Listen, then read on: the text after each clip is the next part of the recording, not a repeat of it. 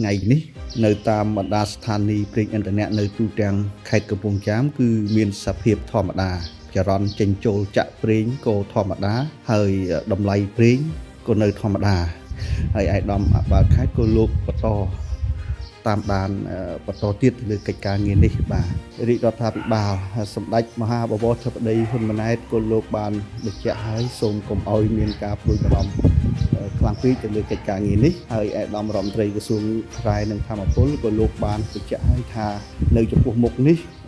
ពុំមានសញ្ញាណណាមួយបញ្ជាក់អំពីការខ្វះខាតប្រេងនៅលើទីផ្សាររបស់កម្ពុជាទេវាគ្រាន់តែអាចថានៅ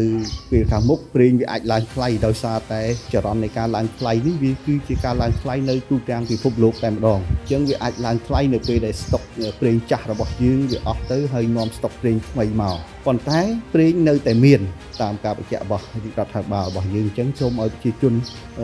ខេត្តកំពង់ចាមរបស់យើងគឺជឿជាក់ទៅលើការណែនាំរបស់រាជរដ្ឋាភិបាលហើយមិនគួរនាំគ្នាសម្រុកទៅទិញប្រេងដោយយកដុកយកអីទៅចាក់អញ្ចឹងវានឹងធ្វើឲ្យមានបញ្ហាទៅវិញទេពេលដែលយើងសម្រុកអញ្ចឹងធម្មតាស្ថានីយ៍ប្រេងគេលក់អញ្ចឹងទៅគេដឹងថាប្រហែលថ្ងៃគេលក់អស់ហើយត្រូវនាំស្តុកថ្មីអីចូលដល់ពេលយើងនាំគ្នាសម្រុកចូលទៅទិញខុសធម្មតាអញ្ចឹងវាធ្វើឲ្យស្ថានីយ៍ប្រេងហ្នឹងក៏គ្នា